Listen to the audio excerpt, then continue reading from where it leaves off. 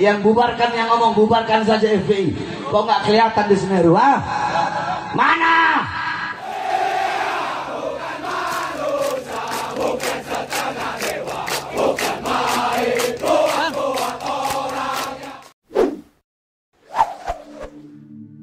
Nama Bahar Smith, pria yang baru saja keluar dari penjara karena kasus penganiayaan itu, kembali menjadi trending topik.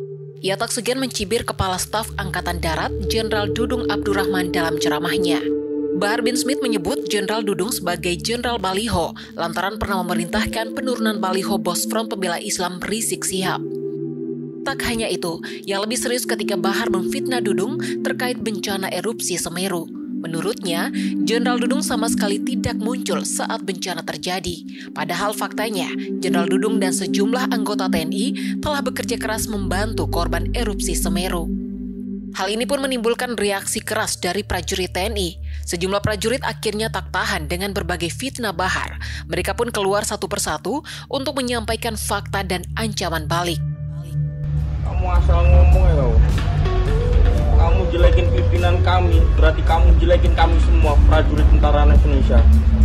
Kamu lihat, kita semua cari kau. Sejumlah anggota tersebut bahkan mengancam akan mencari Bahar untuk diberi ganjaran. Bagi mereka, Bahar sudah keterlaluan lantaran tidak berbicara berdasarkan fakta yang terjadi di lapangan. Sampai saat ini, Jenderal Dudung sendiri memang belum menanggapi ucapan Bahar. Sang jenderal sedang sibuk mengikuti pelatihan militer skill khusus di Markas Komando Pasukan Khusus atau Kopassus. Jenderal Dudung pun menerima 3 brevet kehormatan dari pasukan elit TNI Angkatan Darat. Asal Bahar tahu saja, ketiga brevet itu antara lain brevet anti-teror, brevet para utama, dan brevet komando. Ketiga brevet tersebut disematkan langsung Danjem Kopassus Majen TNI Teguh Muji Angkasa di Mako Kopassus Cijantung, Jakarta Timur pada Selasa 21 Desember 2021. Berikut ini arti brevet yang diterima Jenderal TNI Dudung. Pertama, brevet komando. Brevet ini didapat prajurit Kopassus yang telah melewati pendidikan dan latihan di Pusditlat Pasus Batu Jajar, Bandung, Jawa Barat. Pendidikan yang berlangsung selama 7 bulan ini meliputi pendidikan dasar, pelatihan di hutan dan gunung serta rawa dan laut. Setelah melewati tahap ini, seorang prajurit Kopassus akan menerima brevet komando di Pantai Permisan, Cilacap, Jawa Tengah. Untuk diketahui, saat ini terdapat 5 kemampuan Kopassus yang disegani di dunia militer. Tak cuma senjata api, Kopassus juga mengandalkan senjata tajam untuk menyerang dan bertahan. Mereka ahli bertarung dengan pisau. Setiap lulusan pendidikan komando berhak mendapat pisau komando. Selain bertarung, anggota Kopassus juga dilatih melempar pisau dan kapak. Kedua, bertempur di gunung, hutan, rawa, dan laut. Setiap prajurit Kopassus wajib mengikuti pendidikan komando. Mereka harus mampu bertempur di gunung, hutan, rawa, dan laut. Setelah lulus, mereka mendapat brevet komando yang bergambar pedang, jangkar, dan sayap. Artinya, prajurit Kopassus harus bisa bertempur di darat, laut, dan udara. Ketiga, penembak jitu. Untuk menjadi prajurit yang tangguh, para prajurit Kopassus diwajibkan memiliki kemampuan menembak jitu. Latihan bakal terus-menerus dilakukan sampai mereka mampu memegang seluruh senjata, mulai dari pistol, senapan serbu, hingga penembak runduk. Pendidikan ini dilakukan selama 6-8 minggu. Penyelesaiannya tergantung dengan tantangan yang dihadapi para calon prajurit sebelum akhirnya dinyatakan lulus dan berhak melanjutkannya ke pendidikan madya dan utama. Keempat, pengintaian dan intelijen. Selain kemampuan bertahan dan tempur, seorang prajurit komando juga wajib memiliki kemampuan intelijen dan pengintaian. Para calon prajurit pun akan melanjutkan pendidikannya ke Sekolah Sandi Yuda atau populer dengan nama Sanda. Keahlian ini tidak hanya berlaku pada operasi intelijen seperti penyelidikan dan pengintaian, tapi juga tahap eksekusi sesuai perintah yang diberikan. Hal ini berbeda dengan kesatuan lain yang melaksanakannya harus menunggu atau menyerahkan kepada satuan lainnya untuk bertindak.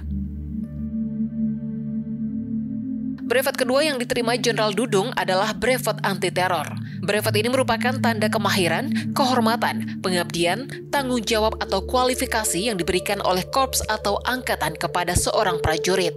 Pemberian brevet ini dilakukan atas usaha dan jerih payahnya karena telah mengikuti serangkaian materi kegiatan berupa serbuan unit yang merupakan tradisi Sat 81 Kopassus. Detasemen Khusus 81 atau Sat 81 merupakan pasukan khusus dalam menangani terorisme. Satuan ini dilaporkan ikut serta dalam pengejaran beberapa nama kasus terorisme seperti Nurdin Emto pada 2009 dan pelaku teror bom di Sarina Tamrin pada tahun 2016. Pasukan ini juga turun tangan dalam kerusukan Makobrimob Kelapa II pada Mei 2018. Meski kepolisian memiliki satuan anti-teror sendiri yakni Detasemen Khusus Anti-Teror 88 atau Densus 88, Sat 81 juga kerap dilibatkan dalam penanganan kasus terorisme jika ada ancaman bersifat kompleks dan rumit. Seperti pasukan elit lainnya, informasi mengenai kekuatan sesungguhnya Sat 81 tidak diketahui pasti. Data jumlah personel hingga jenis senjata yang digunakan tidak disebar untuk konsumsi publik. Bukan hanya itu, terkadang para prajurit juga tidak tahu jenis dan lokasi misi tempur sampai berada di medan. Oleh karena itu, personel Sat 81 harus memiliki kesiapan mental dan fisik, serta kesanggupan beradaptasi dengan cepat agar bisa bertahan dalam menjalankan tugas. Pasukan Sat 81 tidak bergerak secara terang-terangan dengan menurunkan banyak personel dalam menjalankan misi. Biasanya, pasukan bergerak dalam unit kecil, membagi dalam kelompok berkekuatan 10 orang, bahkan terkadang hanya 4 hingga 5 prajurit saja. Ketiga, brevet para utama. Brevet ketiga yang diterima Dudung adalah brevet para utama. Brevet ini merupakan bentuk penghargaan Kopassus atas peningkatan kerjasama yang telah dilakukan selama ini dalam membina dan meningkatkan kemampuan di bidang keparaan. Selain Jenderal TNI Dudung Abdurrahman, penerima brevet para utama antara lain Kepala Staf Kostrad Mayor Jenderal TNI Cucu Somantri.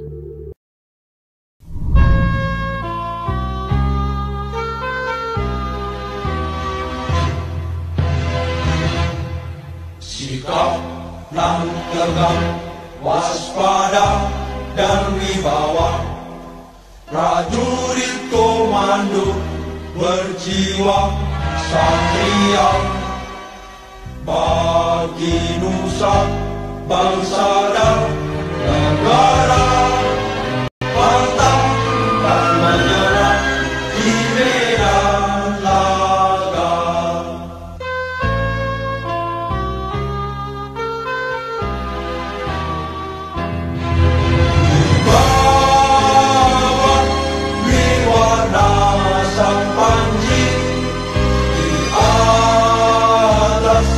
Bersama negeri kami.